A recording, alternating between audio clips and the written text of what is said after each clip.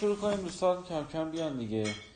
یه 20 ثانیه صبر کنیم من اینو تمام کنم.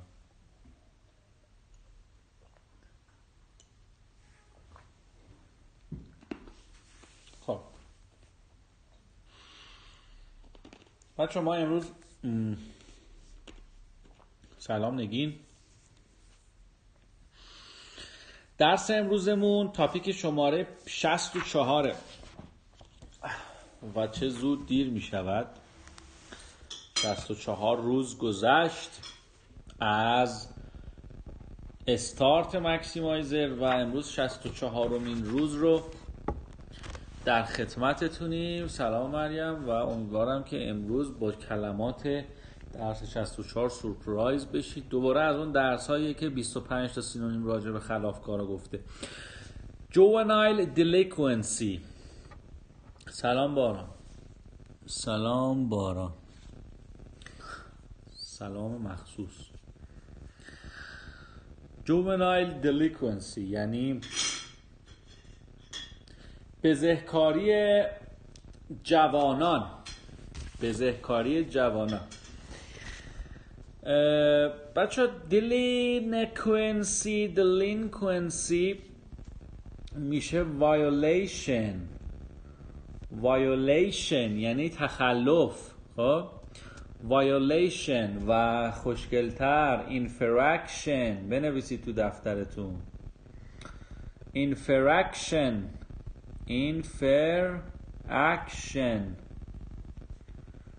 بینش فاصله. اینفراکشن یا وایولیشن اینا یعنی اینفراکشن هم نیست، اینفراکشن بکنم. اینفراکشن ببخشید اشتباه نوشتم، اینفراکشن باشه و این به هم معنی این دوتا کلمه است و بنویسید. و یکی دیگه از در واقع کلمات آنکامنی که توی اسپیکینگشون میگن رانگ دوینگه که بعید میدونم نمره بالایی رو بتونید باش بگیرید، اما با اینفراکشن و دیلینکوئنسی در واقع مخصوصا میتونید نمره خوب بگیرید. میگه که causes باکس اول علتها psychological problems یعنی مشکلات سایکولوژیک یا روحی روانی. inferiority complexes. چقدر با کلمه خوبی شروع کردین درس و کلمه بسیار قشنگی شروع کرد. inferior یعنی پستی، درجه دویی. مثلا توی بازار کالاهای درجه دو رو میگن inferior merchandise یعنی کالای درجه دو. inferior commodity یعنی کالا و جنس درجه دو. و inferior یعنی پست و درجه پایین و لول پایین، low level. خب inferiority یعنی پستی و از حالت ادجکتیو تبدیل میشه به ناون یعنی پستی. و کامپلکس یعنی در واقع عقده. خب کامپلکس یعنی عقده. inferiority complex یعنی خودکمبینی یعنی حقارت، عقده حقارت. خب suppressed desires چه کالوکیشن زیبایی،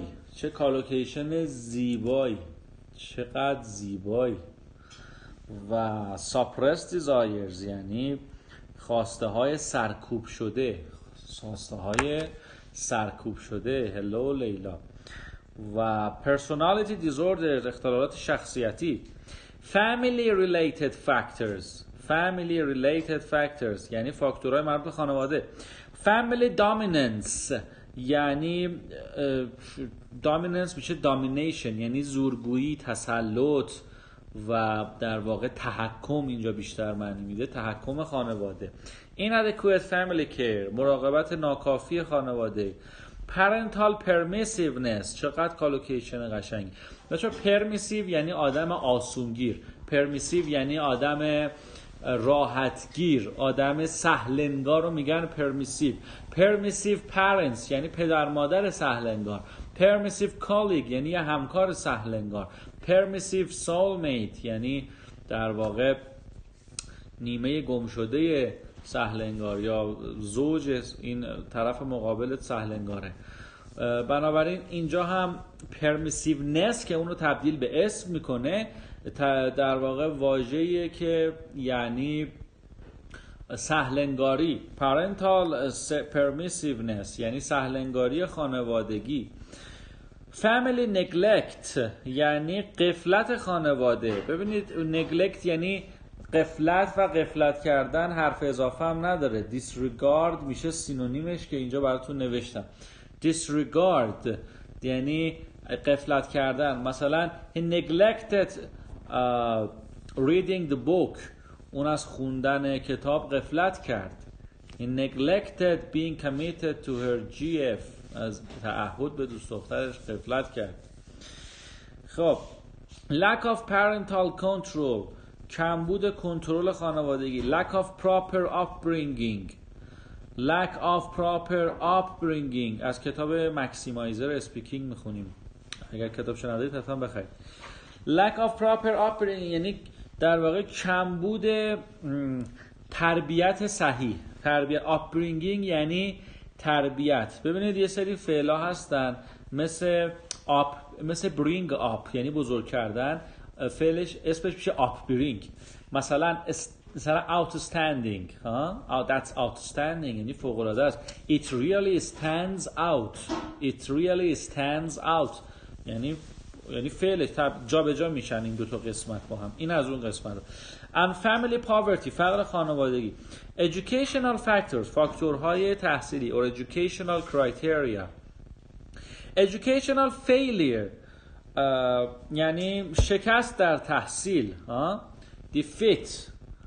defeat یعنی شکست در تحصیل. failure. کوش truancy یعنی فرار از مدرسه. میگه جمعه به مکتب آورد طفل گریزپای را. این گریزپای منظورش گریزپایی از مدرسه است.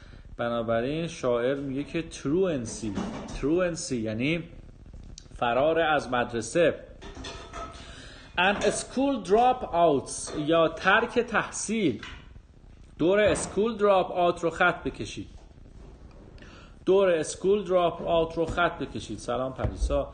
و این به معنای ترک تحصیله. peer related factors فاکتورهای مرتبط با همسن و سالا. peer pressure که یکی از واجب ترین کالوکیشن هایی که توی آیلتس به دردتون میخوره. peer pressure یکی از واجب ترین کالوکیشن هایی که به دردتون میخوره. and poor relationships with peers و ارتباط ضعیف با همسن و سالا. کالوکیشن هیچ کی بلد نیست، شما اول نفر نیست. تستای پیجمون رو بزنید چون کالوکیشن های ضروری انگلیسی رو میتونید با اشتباه کردن تو تستامون یاد بگیرید. بریم باکس بعدی. suggestions to address یعنی توصیه های برای رسیدگی به این مشکل. some measures to address juvenile delinquency are as follows. یه سری اقداماتی که میتونیم به بزهکاری جوانان رسیدگی بکنیم به شرح زیر است. as follows 2 نقطه اس آخرش یادتون نره. as follows. supportive programs برنامه‌های ساپورتیوی حمایتی. youth employment opportunities یعنی فرصت‌های استخدام جوانان. after school programs دور این کالوکیشن خط بکشید. تو education اینا after school program زیاد به دردتون میخوره. خب before school programs after school programs during school programs اینا زیاد گوشتون بهش میخوره. public recreation programs یعنی سرگرمی های عمومی، برنامه سرگرمی های عمومی. سلام. family support service یعنی سرویس حمایت خانواده خدمات حمایت خانوادگی. parent education بچه اینا سینونیم خاصی نداره، برای همین تایپ نمی‌کنم نمیگم و میگذارم. مکسیمایزر تو باکسای مکسیمایزر خدای کالوکیشنه، خدا و دریای کالوکیشن های ضروریه. تو رو خدا نرید کتابای دیگه بخونید. همین یه مکسیمایزر از یه دانشجوی متوسط یه آیلتس 7 میاره بیرون. بریم به سراغ ادامه. parent education رو گفتیم. initiatives introduced to provide the youth with social skills ابتکارهایی که معرفی میشه برای فراهم کردن مهارت‌های اجتماعی. واژه بی‌معنی بود کلا این جمله.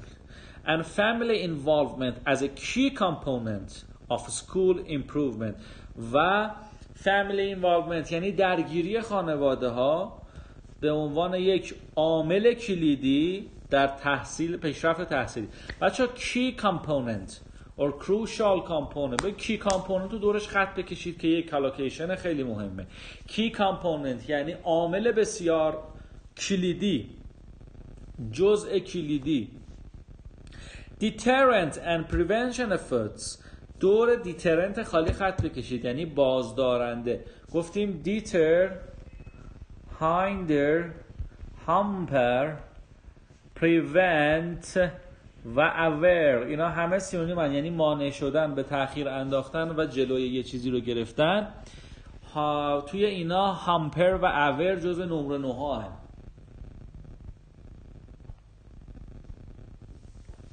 واقعا شربت بیت میش خوشمزه است.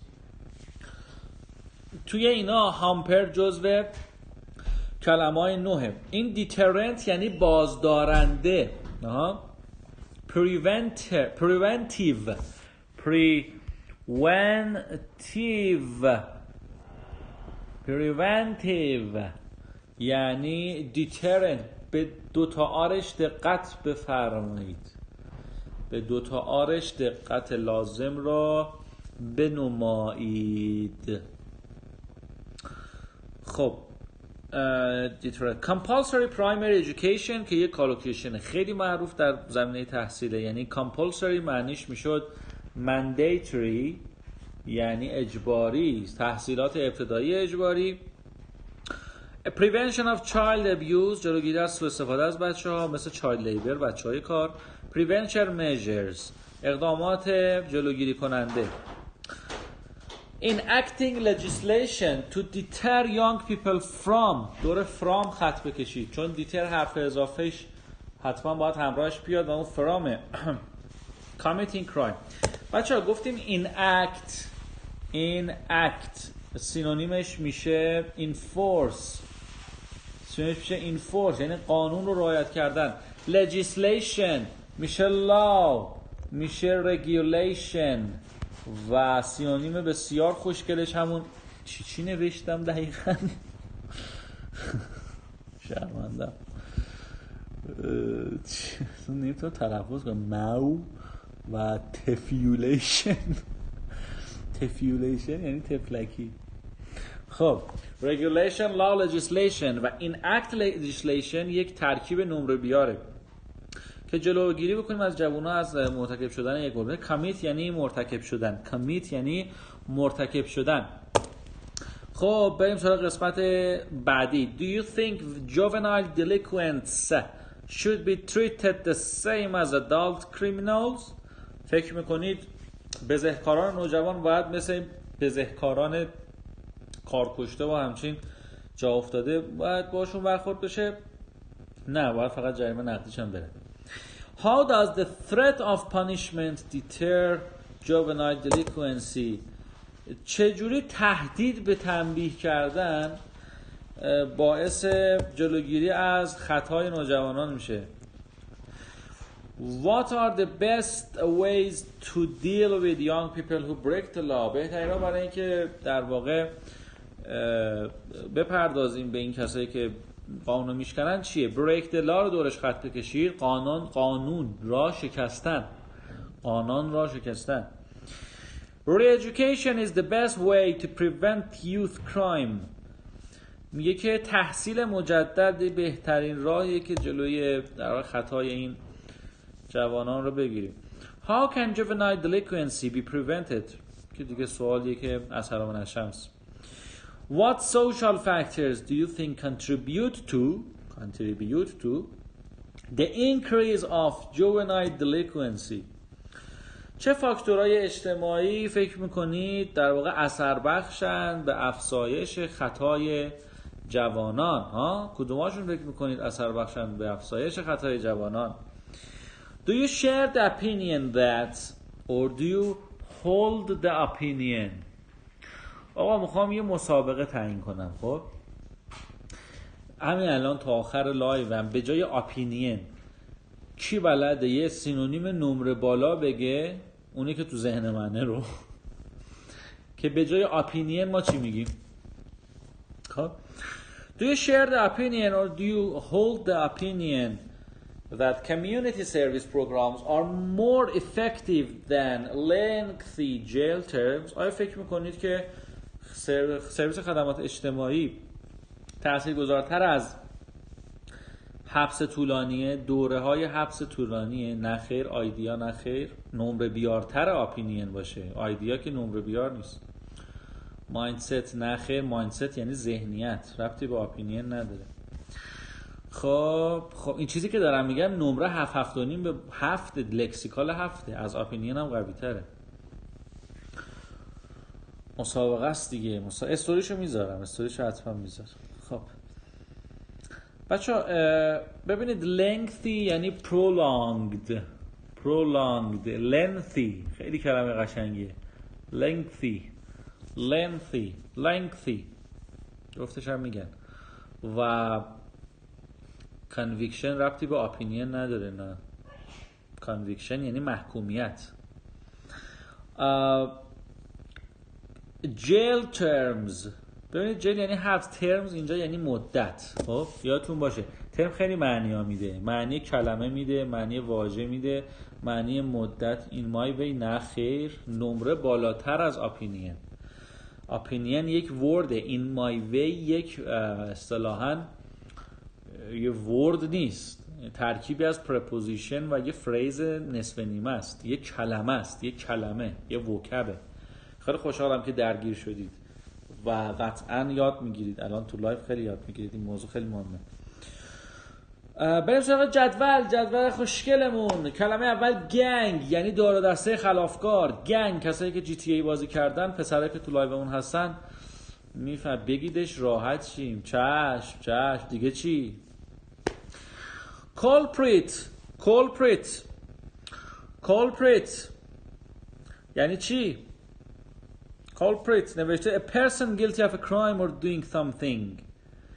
culprit یعنی خلافکار. culprit یعنی delinquent. بچه ها از الان ماشاءالله مایکل ویو پوینت، اولا اون ویو پوینت نیست، اون پوینت آف ویوه و نمرش بالاتر اپینین نیست، نمرش بالاتر. ببین این کلمه خیلی کلمه ساده‌ای هم هست ولی اکادمیکه، خیلی توی متون رسمی به عنوان اپینین و نمیدونم چرا قدم نمرش بالاتر اپینینه. خب culprit، ببین از الان تا آخر داستان یه 7-8 تا دیگه جمله کلمه بهمون یاد میده که به معنای خلافکاره. 7-8 تا دیگه جمله بهمون یاد میده که به معنای خلافکاره. خب حالا دونه دونه اینا رو من برسیم میگم. مثلا culprit یکیشه یعنی خلافکار.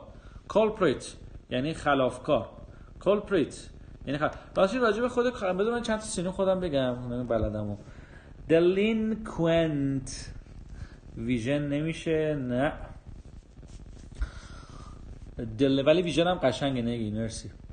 delinquent violator یعنی خلافکار. delinquent violator یعنی در واقع خلافکار. و offender هم خوبه.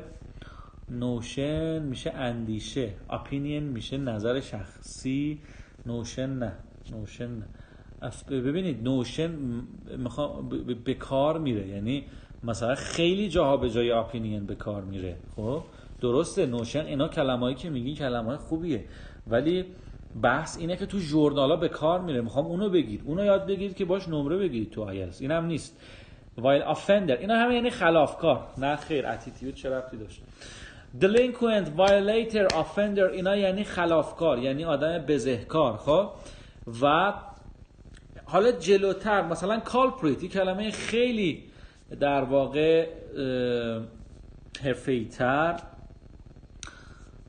خانم گودرزی چرا 504 میخونید؟ دمتون گرم. ولی culprit یعنی guilty person. juvenile court یعنی دادگاه رسیدگی به juvenile court، دادگاه چیز کانون اصلاح تربیت خودمون میشه. کانون اصلاح البته اینجا دادگاهشه. juvenile delinquent یعنی خلافکار نوجوان. penal institution penal institution نوشته any place of confinement. بچه confine یعنی حبس کردن. خب confinement چند تا معنی میده؟ 3 تا معنی میده که هر 3 تاش با هم فرق میکنه. یکی از معنی قدیمیش یعنی زایمان. خب confinement expecting a baby یعنی زایمان، یعنی زایمان. یکی از معنی‌های زندانی بودنه. I'm facing the confinement this year. من امسال با زندانی بودن مواجهم که میشه imprisonment.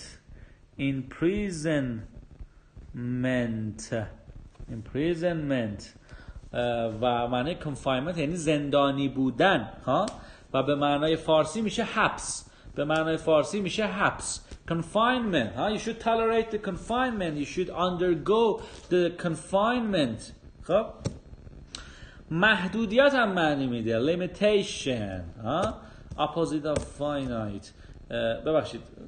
The synonym of finite. Limitation. حالا با کدوم معنیش اینجا کار داریم؟ با معنی حبس. Confinement یعنی حبس.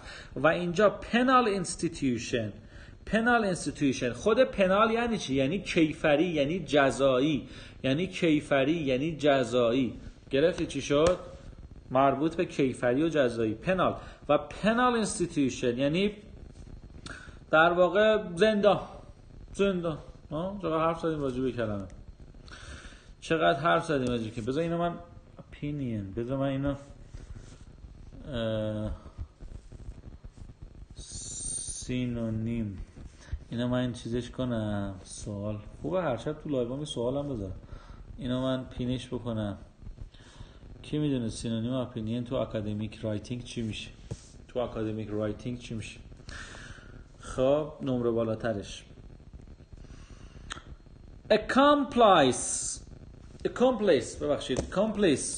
accomplice یعنی همدست، یعنی کسی که همدسته. وقتی کسی مرتکب به جرم و جنایتی میشه یک همدستی داره. accomplice یعنی همدست.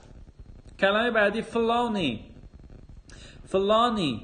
یعنی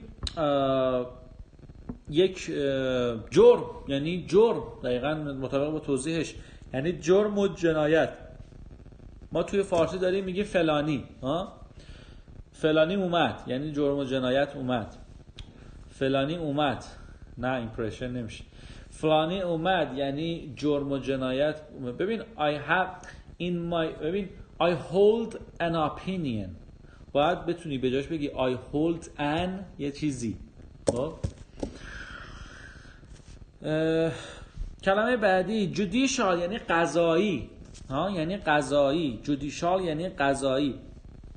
low life یعنی آدم low level، آدم تبهکار بدبخت نکبت. خب آدم تبهکار نمیدونم بیخود.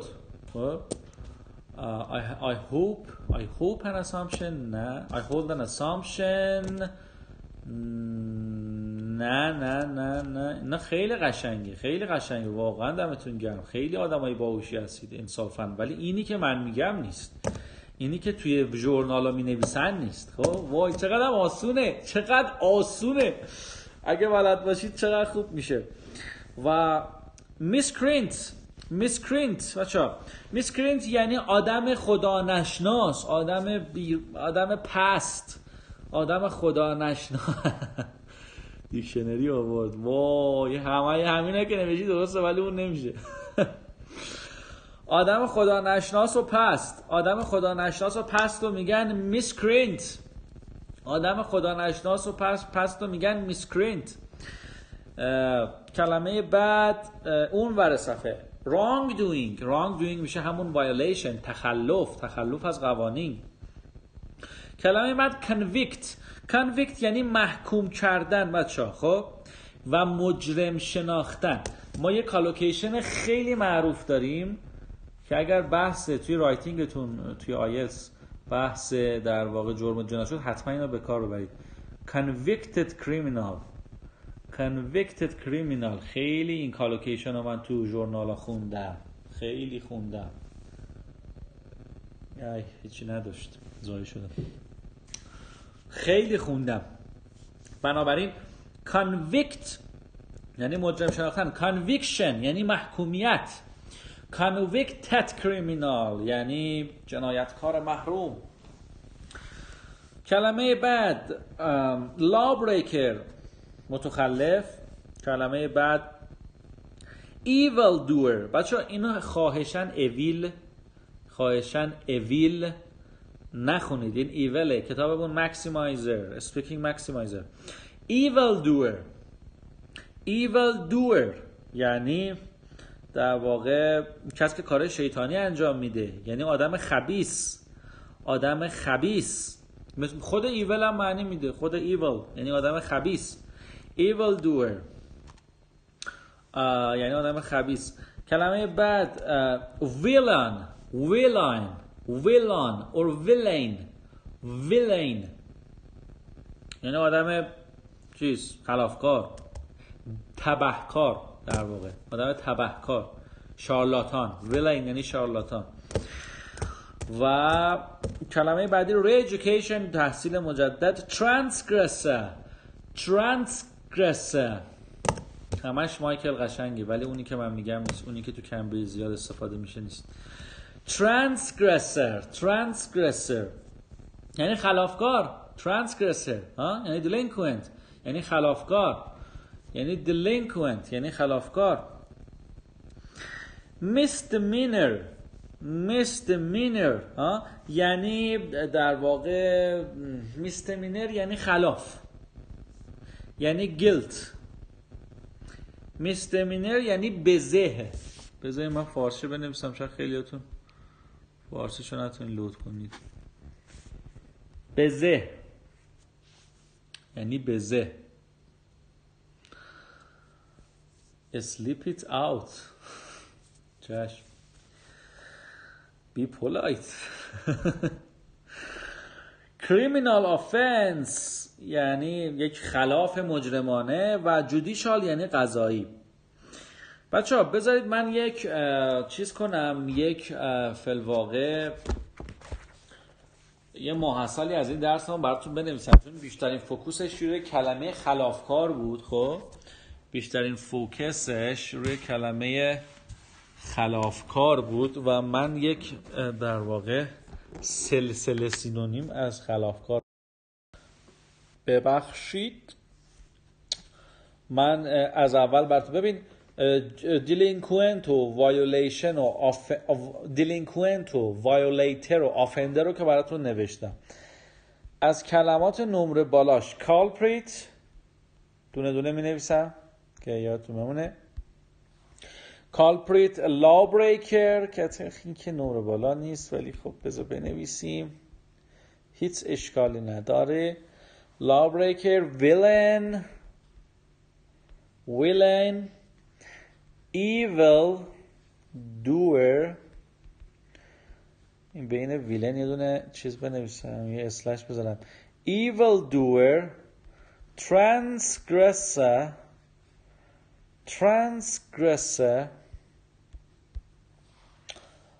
بعد همین transgressor. اینا همش یک معنی رو میده. اینا همش به معنای در واقع خلافکار، بزهکار. وای خدا شکرت پدرم در اومد. من ببرم این خط همراه اولم رو بندازم توی یه گوشی دیگه و با نت ایرانسل کم کم بیام، چون دیگه فکر کنم نت همراه داغون شده، با شایعه قیمت بنزین با هم مختل شدن. bear in mind که یعنی به ذهن داشته باش. اینا چیه؟ bear in mind یعنی به ذهنت، یعنی در واقع حواست باشه. خب امیدوارم که از لایو امروزمون لذت کافی رو شاتل، نه من با نت خط میام اصلا به وای فای اعتقادی نداره. امیدوارم که با کمال توجه شما لایو امشبمون براتون مفید واقع شده باشه و در واقع توی استوری براتون میگم که به جای اپینین چی باید استفاده بکنم.